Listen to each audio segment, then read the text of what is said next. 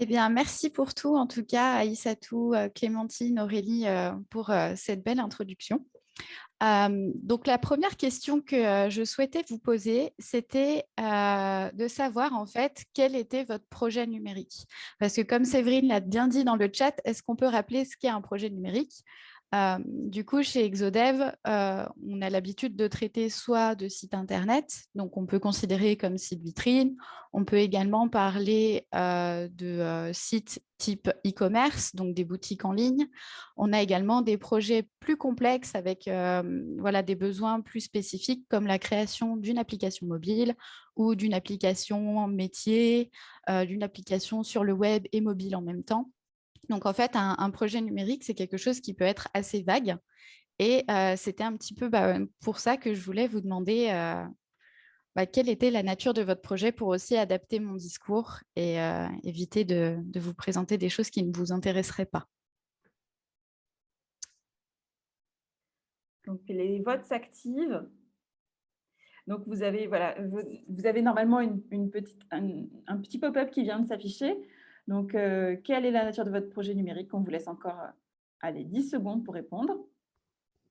Nous avons une majorité de sites Internet. Ensuite, on aura des outils métiers, applications web et ensuite applications mobiles dans l'ordre.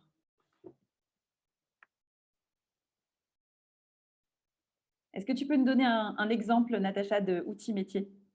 Alors, outils métier, ça peut être, voilà, par exemple, vous êtes diététicienne et vous ne trouvez pas un outil qui vous permette de gérer à la fois vos patients, les types de menus. Voilà, c'est un des projets avec lesquels on travaille actuellement, qui est du coup un outil métier qui a pour but de faciliter le quotidien. Donc, ça peut être divers ou varié en fonction de votre secteur d'activité. Donc là-dessus, c'est très, très vague, mais c'est vraiment quelque chose qui permet d'optimiser un petit peu vos pratiques et votre façon de travailler. On est dans des questions un petit peu plus de digitalisation, transformation numérique. OK. Donc, nous avons des réponses site internet à 64%, applications web et outils métiers presque à 30% chacun, et applications mobiles à 16%. Donc, je te laisse enchaîner, Natacha, avec ces réponses. D'accord, merci beaucoup pour ces informations. Du coup, donc voilà, je vous ai présenté un petit peu Exodev et donc je vous ai préparé un support qui sera transmis. Et donc, à la suite, c'est bien un accès via une URL traditionnelle et vous pourrez taper pour retrouver le webinaire. Et du coup, c'est pour ça qu'il y a un petit tutoriel que vous pourrez utiliser si jamais vous voulez retourner. Donc, je vous propose de commencer. Et voilà un petit peu les grandes parties que nous allons découler. Donc, j'ai pris un exemple pour ce webinaire, ce cher Thomas. Et donc, on va repartir un petit peu sur tout le parcours qu'il va devoir affronter, si on peut dire ça comme ça, au sein de son projet. Donc, tout d'abord, la naissance de son projet, comment il a l'idée, puis l'analyse du marché, son business model, comment il se recentre sur les utilisateurs ainsi que la cible, comment il va pouvoir maqueter un petit peu et créer le cahier des charges. Enfin, le nerf de la guerre, le financement. Je pense que ça, c'est une problématique que vous allez tous avoir. Et le développement de l'outil, puis la mise en production. Donc, en fait, c'est parti, peu importe le projet que vous avez, que ce soit site Internet, application mobile ou autre, vous allez devoir passer par toutes ces étapes. Ce seront après plutôt la quantité de travail, l'approfondissement, le type d'outil peut-être à utiliser qui différera. Donc, pour ce cas, moi, j'ai choisi de prendre le cas de Thomas, qui, voilà, il a une idée, il souhaite mettre en place un outil de mise en relation de personnes en fonction de leurs besoins et de leur position géographique avec un système de match. Donc voilà, Thomas, on imagine que c'est quelqu'un qui n'est pas vraiment du domaine. Voilà, c'est quelqu'un qui travaille dans la restauration. Il a eu cette idée et il dit genre, ouais, ça va vraiment transformer mon quotidien. Il faut absolument que je travaille sur ce projet-là. Donc, il est certain que son idée, elle pourrait vraiment considérablement impacter le marché. Et du coup, il va essayer de se lancer dans l'aventure et de travailler du coup sur son application. Donc, voilà, c'était vraiment ce que j'ai voulu représenter assez succinctement sur le support que je vous présente, une appli mobile avec, voilà, j'ai besoin de quelque chose, moi je vous le propose. Et donc, du coup, est-ce que ça marche? J'ai besoin d'une perceuse, tu as une perceuse, tu habites à côté de chez moi, c'est super, on s'organise. Donc, du coup, je vous propose de continuer sur la naissance du projet. Donc voilà, pour Thomas, il faut savoir que c'est un monde un peu nouveau qu'il découvre. Je pense que beaucoup d'entre vous doivent être également dans cette problématique-là. Et donc, du coup, il a beaucoup, beaucoup d'idées, il déborde d'idées, il questionne un petit peu son entourage et à chaque fois, ça a fait émerger de nouvelles idées. Donc, c'est une phase qui est très, très intéressante, qui est dite une phase d'idéation et qui permet du coup voilà, de questionner le concept, d'avancer au fur et à mesure. La première chose qui a réalisé en fait dans ce type de projet, c'est vraiment de commencer par regarder ce que font la concurrence, forcément. Donc, est-ce qu'il va y avoir une application similaire qui existe? Est-ce qu'il va y avoir quelque chose où il y a des offres qui se rapprochent, mais pas vraiment? Ou alors, il n'y a pas de concurrence, genre océan bleu, il n'y a rien, zéro concurrent. Donc, dans le cadre d'un site Internet, par exemple, il faudra faire le même travail. Et du coup, identifier quels sont le discours que vont prendre vos concurrents, sur quel mot ils jouent, etc. Donc, c'est toujours important de faire cette première étape. Et il faut avancer ensuite étape par étape et du coup se dire, bon, si jamais, dans le cas de Thomas, une application similaire existe, il va assez vite abandonner son idée et il va se dire, bon, ok, je télécharge l'application et puis tout va bien et j'en arrête là. Mais on ne serait pas dans ce cas-là si une application comme celle-ci existait. S'il n'y a pas de concurrence, alors ça semble être le projet idéal et on va se dire, il faut absolument qu'il lance le projet. Cependant, c'est des cas où il faut souvent avoir un petit peu de recul, puisque s'il n'y a rien qui existe sur le marché, il faut se demander si le marché existe réellement. Et donc, du coup, ça demande quand même un travail de fond, d'identification voilà, potentielle du marché. La plupart du temps, on est toujours sur le cas du milieu, comme Thomas, qui est des offres se rapprochent et existent, mais ce n'est pas vraiment ça. Ensuite, voilà, il va se poser de nombreuses questions comme comment gagner de l'argent avec, combien va coûter le développement de son application, quelles sont les grandes étapes et combien de temps ça va prendre. Parce que c'est vrai que c'est un domaine sur lequel on n'a pas forcément de référentiel. C'est pas comme acheter une baguette de pain où on a potentiellement des idées, on peut dresser une fourchette entre voilà, un prix je sais pas, de 80 centimes à 1,50 € pour une baguette. Ça dépend où vous vivez en fait. Et du coup, pour une application, on ne sait pas vraiment si ça va coûter 200 €, 2000, 20 000, 200 000, 1 million. On passe de zéro en zéro et on essaye de définir un petit peu cette idée. Et puis, c'est comme la même chose aussi pour la durée. Oui, ce n'est pas forcément s'il va falloir 1 mois, 3 mois, 6 mois ou même 1 an pour développer son outil. Donc là, le risque et ce qu'on rencontre beaucoup, nous, en tant qu'Exodev, c'est, voilà, Thomas, il va créer un document succinct. Il va tout de suite essayer de faire 2-3 maquettes avec des bouts de capture d'écran d'un endroit et puis en faisant des annotations, des gribouillons. Et puis, il va dire, oui, bon, je vais à peu près faire comme ça, puis je vais à peu près facturer ça. Et du coup, il va essayer d'aller voir des développeurs et demander un devis.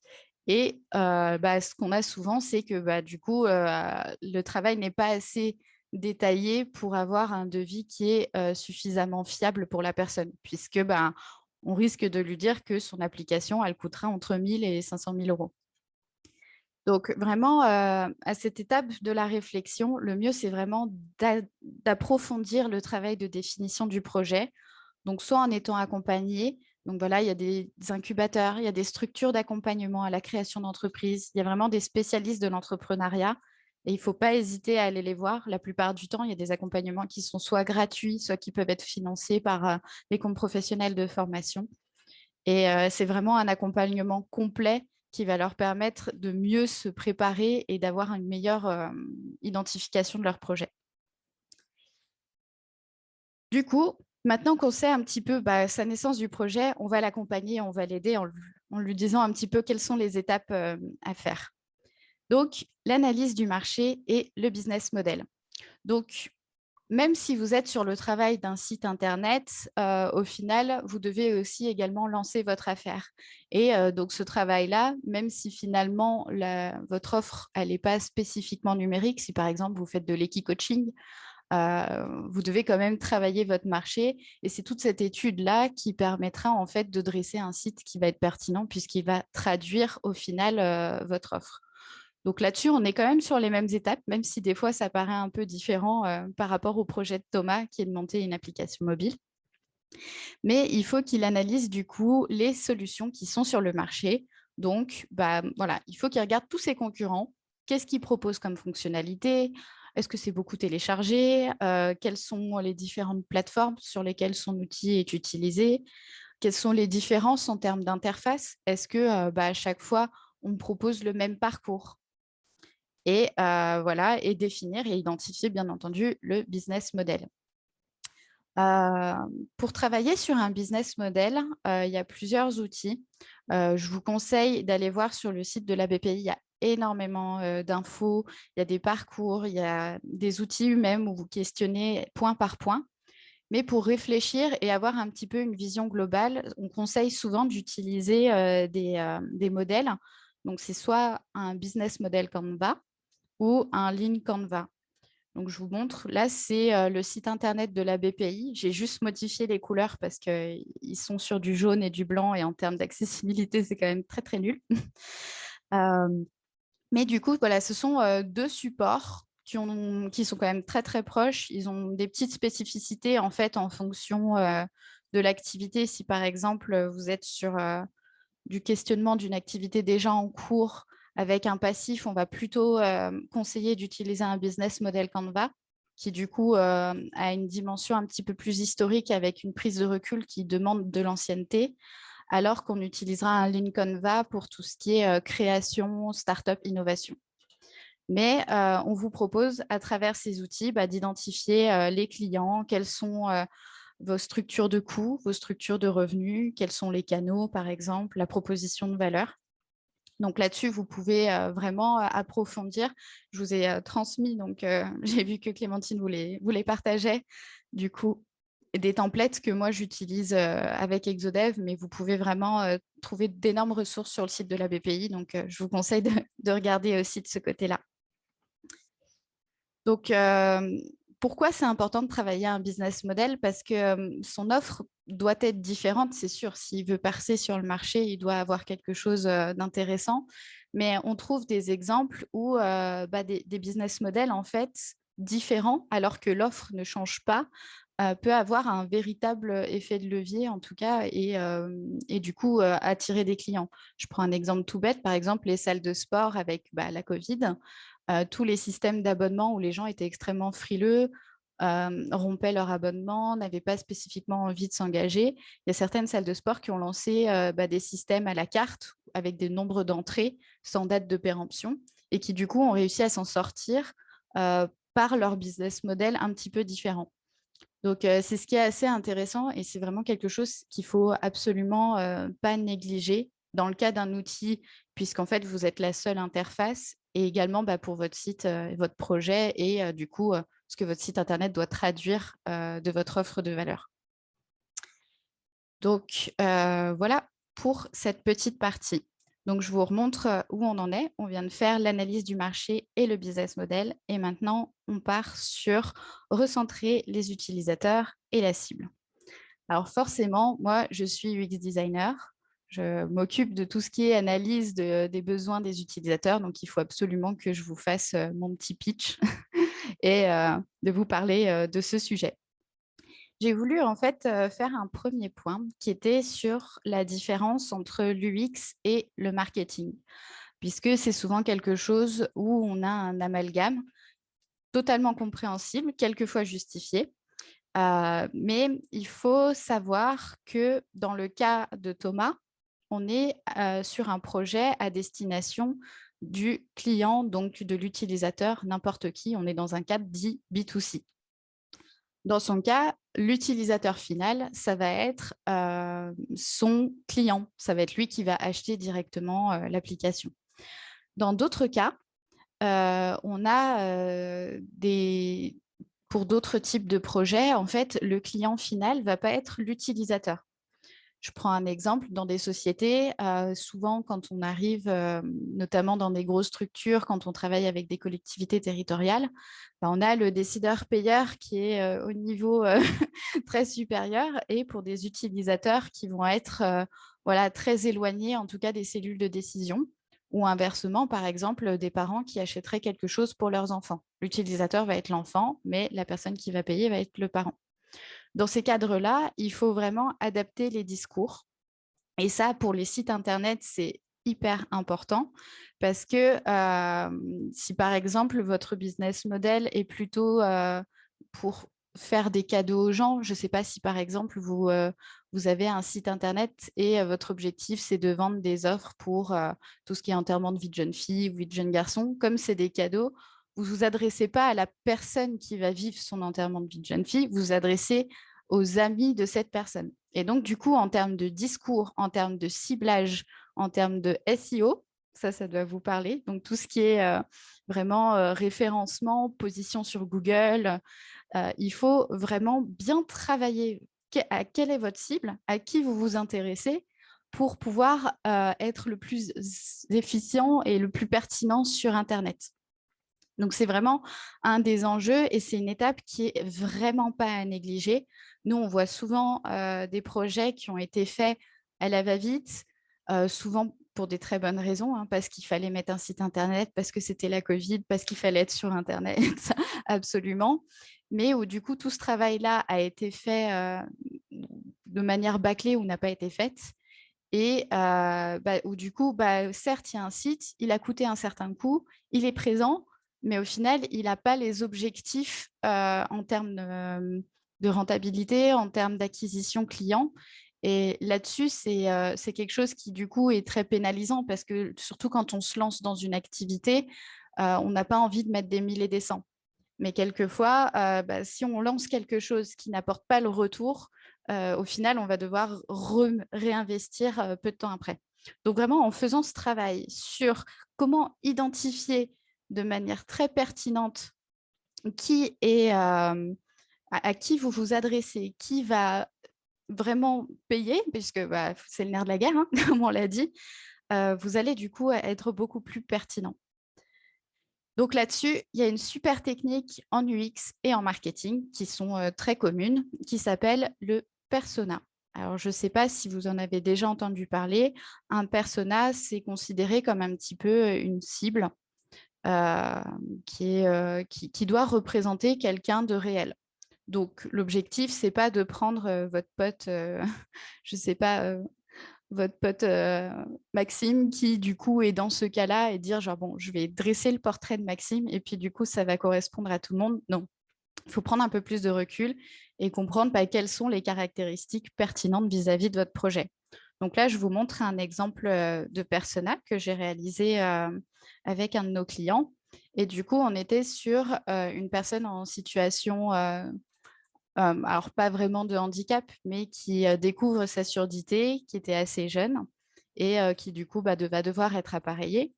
Et en fait, dans ce cadre-là, c'était intéressant en fait de se questionner sur quelles vont être ses missions, qu'est-ce qui l'occupe l'esprit à ce moment-là. Parce que c'est quelqu'un qui jongle entre les rendez-vous, qui découvre un milieu totalement nouveau.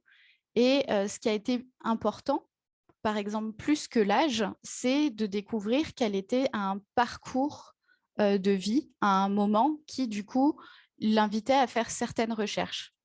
Donc, notamment pour ce client-là, on s'est dit, c'est quelqu'un qui va du coup se demander, je ne sais pas, par exemple, comment régler mes appareils auditifs, comment cacher mes appareils auditifs, si c'est quelqu'un qui a du mal à accepter encore son handicap. Et du coup, le site Internet, on l'a plutôt dirigé sur cette personne qui, à ce moment-là, fait ses recherches parce qu'elle est dans ce cadre et elle est en besoin de trouver des réponses dans ce monde qu'elle découvre. Alors qu'inversement, pour un autre type de projet, j'aurais peut-être beaucoup plus axé sur l'âge, j'aurais peut-être beaucoup plus axé sur quels étaient les outils numériques qu'elle utilisait. Donc, en fait, il suffit vraiment d'essayer de rencontrer vos clients potentiels, prospects futurs, et de les questionner un petit peu sur qui ils sont, quelles sont les problématiques qui l'intéressent, quels sont les moments, qu'est-ce qui la chagrine. Et en fait, c'est vraiment l'identification des points de douleur en fait, dans son quotidien qui vous permettra à vous de mieux recentrer votre proposition. Donc, c'est un exemple de persona, je vous en ai transmis un, mais bien entendu, ce qui est important, c'est de définir les catégories. Il ne faut pas spécifiquement essayer de les remplir toutes parce qu'il faut stricto sensus remplir toutes les catégories. Certaines vont être pertinentes vis-à-vis de votre projet et d'autres pas du tout. Donc ça, c'était le travail du persona qui est souvent vraiment le préambule à tout le reste des travaux pour mieux identifier votre cible, pour mieux identifier qu'est-ce que vous allez devoir produire ensuite. En l'occurrence, par exemple, voilà, si on travaille avec des projets, avec des personnes qui sont, si notre cible sont des personnes en situation de handicap, il va falloir prendre beaucoup plus de spécificité, en tout cas dans l'approche, parce que y a certains outils qui ne sont pas accessibles pour ces personnes. Et donc, du coup, c'est important de l'identifier parce que des fois, en voulant faire quelque chose, on arrive à avoir l'effet inverse. Donc, c'est vraiment important d'identifier quelles vont être ses contraintes, comment elle va utiliser les outils pour proposer quelque chose qui soit en accord avec son expérience. Et donc, à partir du persona, on définit souvent ce qu'on appelle un parcours utilisateur.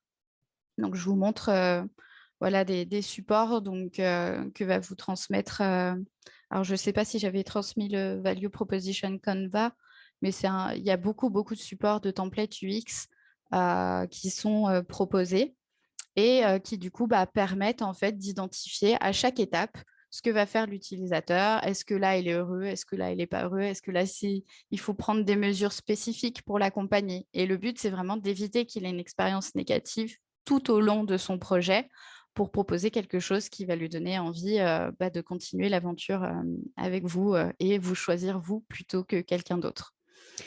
En fait, moi, je vous conseillerais forcément, c'est mon métier, de prendre un UX designer, évidemment, mais on a souvent peur en fait d'avoir besoin de sortir, que ça va être tout de suite très onéreux, que ça va être tout de suite le gros paquet et que voilà, il va falloir faire des choses qui semblent quelquefois pas spécifiquement utiles au vu de votre projet. Néanmoins, en fait, il faut savoir que l'UX, ce n'est pas une boîte magique où on a forcément cette étape, puis cette étape, puis cette étape, puis cette étape, puis cette étape. On a vraiment en fait quelque chose qui s'adapte au projet. Si vous avez déjà travaillé sur des éléments, c'est vraiment une offre de conseil 100% sur mesure par rapport à vos besoins. Donc, si vous avez un petit budget avec une problématique importante, c'est possible de mettre en place juste ponctuellement des éléments pour vous aider en fait à débloquer cette situation et vous continuer à vous faire travailler. Moi, c'est très souvent que quand je travaille avec mes clients, quelquefois, voilà, ils ont des budgets serrés, ce sont des entrepreneurs. Donc, ils n'ont pas spécifiquement les moyens de prendre un accompagnement où ils lâchent tout et puis ils reviennent et tout est transmis. Mais je vais plutôt les accompagner sur les choses qui sont vraiment techniques, leur donner des devoirs et qui travaillent de leur côté et ensuite qu'on retraite ensemble et d'avoir vraiment que ponctuellement. Ce qui fait que ce n'est pas des coûts qui sont extrêmement onéreux puisqu'au final, on est vraiment sur quelque chose et puis ils prennent possession. C'est aussi de la formation aussi de commencer sur ce type de projet. Bon, voilà, forcément, il fallait que je vous fasse mon pitch pour vous convaincre que les UX designers, c'est important. Concernant du coup le maquettage et le cahier des charges, il faut savoir qu'on travaille sous plusieurs niveaux de maquette.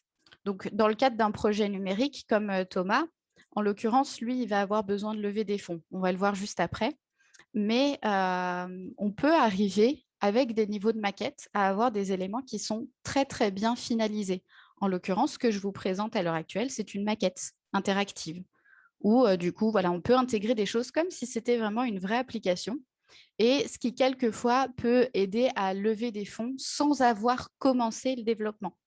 Ce que je vous conseille toujours, c'est d'essayer de travailler le plus possible, que ça soit sur des wireframes, donc qui sont vraiment des maquettes à la mano, on dessine, on gribouille sur un tableau, ou des maquettes interactives, parce que toutes les étapes que vous allez faire pendant ces périodes-là va permettre de réduire le coût en développement et c'est le coût qui est le plus onéreux.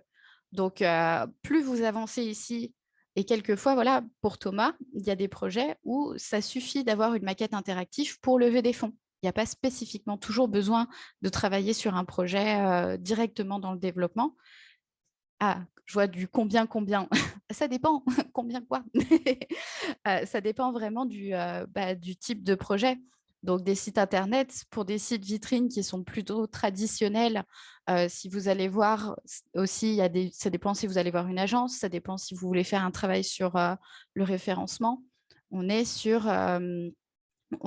des financements qui peuvent aller aux alentours de 2 000 à 5 000 euros. Et après, au vu de vos projets, et plus il y a de spécificités, et plus il y a des contraintes techniques importantes, plus ça va chiffrer. Je propose, Natacha, qu'on poursuive la présentation. Il nous reste en tout bientôt 15 minutes. Donc, on aura Je suis trop lente. si tu peux aller nous expliquer un peu plus rapidement les différentes étapes et puis ensuite on passera aux questions-réponses. Pas de souci. Du coup, les maquettes, c'est important pour vous. Et ce qui est surtout important, c'est de dresser un cahier des charges, puisque c'est dans cette partie-là, en fait, que vous allez travailler et définir avec votre prestataire les points importants. Donc, voilà, concernant par exemple la problématique de RGPD, ça dépend vraiment de ce que vous voulez faire, puisque un site plutôt vitrine traditionnelle, les contraintes en RGPD vont être plutôt sur quel module vous allez accrocher à ce site internet et quelles sont les contraintes que eux ont. Et inversement, si vous êtes sur du projet sur mesure, si vous avez des données de santé, par exemple, des données dites sensibles, il faudra vraiment faire des déclarations à la CNIL. Et dans ce cas-là, les RGPD, c'est un sujet en soi. Donc, on passe à la partie financement du projet. Donc, le financement du projet, c'est vraiment quelque chose qui est assez important. Donc, soit vous avez des fonds propres, vous pouvez signer des chèques et dans ce cas-là, c'est merveilleux. Vous n'avez pas de problème. Soit sinon, il faut travailler sur des levées de fonds ou faire appel à des business angels ou faire des campagnes de crowdfunding. Dans tous les cas, c'est important de savoir qu'en fonction du type de financement que vous allez lancer, il ne faudra peut-être pas spécifiquement faire le même travail. Si vous faites du crowdfunding, par exemple, les gens ne vont pas tester votre application. Ils vont potentiellement investir via des maquettes. Et donc, il faudra beaucoup travailler le visuel, la partie communication, qui sera plus importante, alors que dans des cas de levée de fonds business angel, il faudra plus souvent développer un premier produit pour pouvoir intéresser les investisseurs. Donc, vraiment, la stratégie de financement va aussi définir la stratégie avec laquelle vous allez devoir travailler. Et bien entendu, Thomas, il a, comme beaucoup de gens, la même idée, c'est toujours dire je veux travailler à fond et puis ensuite je fais ma levée de fonds et après je commencerai à payer et je veux travailler gratuitement le plus possible. Mais il faut avoir quand même conscience de la différence entre la réalité de la conception du projet qui va vous demander en fait de faire appel à des spécialistes ponctuellement pour des compétences spécifiques et la manière de le financer. Donc, j'ai envie de vous dire que c'est un petit peu idyllique de penser qu'on peut travailler gratuitement jusqu'à la levée de fonds et ensuite pouvoir payer. Souvent, il vous faudra sortir des fonds en amont. J'ai bientôt fini, Clémentine, promis. Pour le développement de l'outil, ça dépend de la durée, ça dépend de la spécificité du projet, ça dépend de toute cette partie complexe.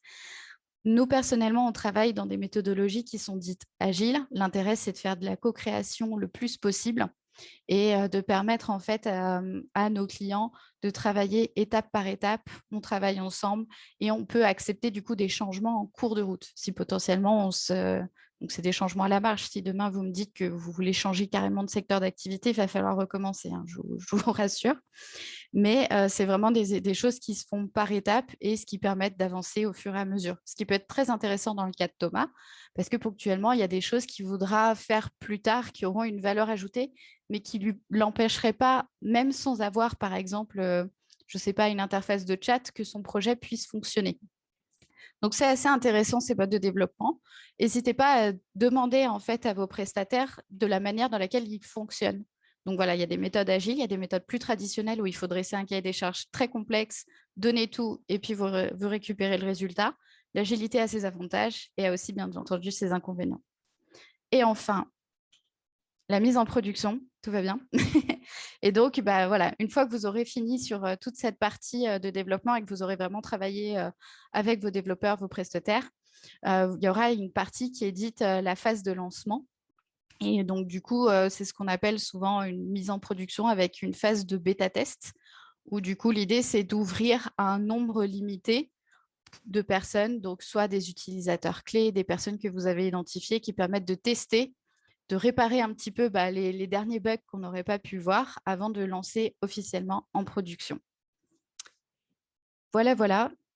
J'ai du coup rédigé en fait quelque chose qui s'appelle la roue de l'innovation numérique. Donc là, vous devez rien voir du tout. C'est pour ça que Clémentine pourra vous la partager, qui en fait regroupe étape par étape un petit peu quelles sont les grandes problématiques. Donc je vais vous présenter l'étape 1 par exemple. Donc quelles sont les grandes problématiques qui sont voilà, sur cette partie-là, les livrables qui sont souvent attendus à cette période, et enfin les compétences qui sont nécessaires à ce moment-là. Donc ça, c'est une roue qui continue d'évoluer. On l'a mis en place avec les différents clients qu'on peut avoir. On la questionne avec des incubateurs, avec des financeurs. Et donc, elle évolue au fur et à mesure. Voilà, j'ai dépassé. Merci Natacha. De toute façon, je vous rassure, tous les documents que nous vous présentons seront retransmis dans un mail avec voilà, tout le déroulé du projet, tous les outils que nous avons partagés. Aïssatou, un petit point sur un petit focus sur les questions, les nombreuses questions qui nous sont arrivées. Donc, on vous rappelle que vous pouvez encore poser vos questions dans l'onglet Q&R, questions-réponses. Est-ce que tu peux nous faire une petite synthèse de ces questions? Tout à fait. Pour commencer déjà avec la première question, donc elle nous vient de Stéphanie Panchu, qui pose la question de savoir quel outil de substitution à Calendly qui n'est pas en accord avec le RGPD. Donc, il y a Romain qui est en train de répondre, donc je ne sais pas si Natacha, tu aurais des choses à rajouter. Je vais laisser Romain répondre, comme ça vous pourrez entendre sa voix un petit peu. Oui, c'était une bonne question. Alors Stéphanie a posé plusieurs questions que tu pourras citer d'ailleurs après Aïssatou. Et celle-ci, elle est un petit peu compliquée, effectivement. Donc Stéphanie a un projet de refonte de son site internet qui est déjà en cours a priori, et elle veut monter une plateforme de matching aussi. Donc du coup, là-dessus, je vais lui conseiller de le faire sur mesure. Particulièrement sur ce besoin-là, parce qu'effectivement, Calendly, ils sont un petit peu borderline sur la partie RGPD, mais après, il est utilisé massivement, donc du coup, voilà, c'est compliqué. Je dirais, si je peux rebondir là-dessus, ce qui est assez complexe, c'est qu'il y a beaucoup d'outils qui sont produits forcément par des personnes qui ne sont pas françaises ni européennes, qui ont leur intérêt. Et à l'heure actuelle, il y a des collectifs qui commencent à se monter en France. On identifie beaucoup de collectifs qui veulent recréer de la même manière en fait des outils comme Calendly, mais version française avec le respect du RGPD et la domiciliation des données en France, etc. Néanmoins, on se rend compte que la problématique, c'est qu'il faudrait avoir aussi le business model associé, donc que les gens décident d'utiliser cet outil-là plutôt que la Calendly. Je peux vous donner un exemple tout bête pour les analytics, donc l'analyse de vos données. On a un super outil en France qui s'appelle Matomo, qui est 100% RGPD friendly, comme on dit, donc dans le respect des réglementations RGPD. Et inversement, vous avez Google Analytics. Mais quand on voit la balance, au final, on a beaucoup plus de gens qui utilisent du Google Analytics, alors que du Matomo correspond totalement et a des fonctionnalités extrêmement pertinentes. Donc, c'est des choses qui vont évoluer, mais bon, on n'y est pas encore. Merci beaucoup, Natacha, pour ces réponses, enfin, Natacha et Romain. Donc, il y a une autre question qui nous vient de Iona. Donc, elle est thérapeute spécialisée dans les traumas. Elle a un site internet et sa question, c'est comment référencer afin qu'il sorte en premier sur les moteurs de recherche et qu'il soit visible. À qui s'adresser? Quel est le coût? Est-ce qu'il faut mettre à jour le référencement tous les mois ou tous les 3 mois? Tout à fait. Alors du coup, je lui avais répondu dans les questions-réponses aussi. Le but, c'est de se rapprocher de prestataires qui peuvent faire ces prestations pour elle. Donc en gros, ce qu'il faut savoir, c'est que sur le référencement, le nerf de la guerre, c'est effectivement, comme l'a dit Natacha dans le webinaire, le positionnement sur des mots-clés, sur aussi ce qu'on appelle des longues traînes, donc c'est-à-dire des phrases complètes que vos utilisateurs peuvent se poser. C'est pour ça que c'est important d'analyser les personas en amont du projet pour bien comprendre leur philosophie et ce qu'ils vont chercher dans Google ou un autre moteur de recherche pour vous trouver. Donc du coup, nous, on a un partenaire pour ça qui travaille aussi la stratégie de communication côté projet web et numérique, qui est Commonscope, donc que vous pouvez contacter en amont de votre projet avant de contacter des développeurs et qui, elle aussi, pourra vous rediriger sur d'autres prestataires qui pourront vous aider là-dessus. Merci Romain. J'enchaîne avec une autre question qui nous vient de Mertel. Donc, vous avez parlé de développement et de financement pour développer un projet web. Mais que pensez-vous du no-code qui permet de lancer une première version sans code et sans développeur et voire sans financement? Le no-code est-il un tremplin ou il peut s'autosuffire dans un projet web? C'est une bonne question. Je vais laisser Natacha répondre. C'est un sujet qui nous intéresse beaucoup et forcément, nous, en étant des développeurs code, si on peut dire ça comme ça, c'est quelque chose qui nous intéresse. Le no-code a des avantages et a forcément aussi ses inconvénients. Si vous êtes dans un cadre, par exemple, d'entreprise où vous voulez automatiser vos process, etc., ça peut être intéressant parce que du coup, ça vous permet de développer des premiers outils. Le no-code, il faut savoir que c'est des Lego en final. Donc, vous avez des briques que vous pouvez assembler, qui peuvent fonctionner ensemble et qui peuvent arriver à avoir quelque chose. Donc, dans le cadre, par exemple, d'un prototype, ça peut être intéressant pour lever des fonds. Néanmoins, il ne faut pas penser que le no-code, c'est si simple que ça. Il y a des vraies spécificités, il y a du vrai travail. La problématique qu'on peut avoir sur du no-code, c'est dès que vous voudrez avoir quelque chose de plus complexe et vous voudrez faire grossir votre application. Donc là-dessus, au final, ça risque de créer, vous aurez une partie disponible en no-code et des parties où vous serez obligé de coder à un moment ou à un autre. Et en fait, vous allez construire un château un petit peu bancal et qui risque vraiment d'avoir des problématiques et au long terme d'avoir des soucis. La majeure problème et pourquoi nous, on ne propose pas de no-code, c'est en termes de propriété intellectuelle. Étant donné que vous passez par des plateformes qui sont externes, vous n'êtes pas propriétaire de votre code. Et en termes de réglementation, de protection des données, vous n'avez pas la main sur l'entièreté. Donc, ça peut fonctionner pour des projets de prototypes, pour des projets qui ne concernent pas, par exemple, des données sensibles, type données médicales, données personnelles. Moi, je vous conseillerais, en fait, le mieux sur les problématiques de no-code, c'est déjà de vous rapprocher de développeurs pour savoir un petit peu les problématiques qui sont et très souvent de voir avec des juristes en fonction de la spécificité de votre projet. Donc, ça peut être fabuleux et très, très bien et correspondre totalement à vos besoins. Inversement, ça peut devenir un enfer et vous pouvez avoir à réinvestir tout le travail qui aura été à faire ensuite sur ce sujet-là. J'espère que j'ai répondu à ta question, en tout cas, Mertel. Merci Natacha. On va prendre encore une dernière question. Romain est très, très réactif dans les questions-réponses. J'essaye. Donc, peut-être je partage la question de Romain Beauvais. Donc, bonjour, je lance un site média. Je voulais savoir s'il y a des outils faciles et accessibles pour réaliser un cahier de charges pour lancer le nouveau site ou un simple document Word peut-il suffire? Je laisse Natacha aussi répondre à cette question. Alors là, je suis désolée, je vais devoir faire ma pub, clairement. Avec Exodev, nous avons monté en place un super cahier des charges ludique. Voilà, c'est notre spécificité en fait avec Exodev, puisqu'on sait que écrire des cahiers des charges, c'est long, chiant et laborieux, excusez-moi du terme.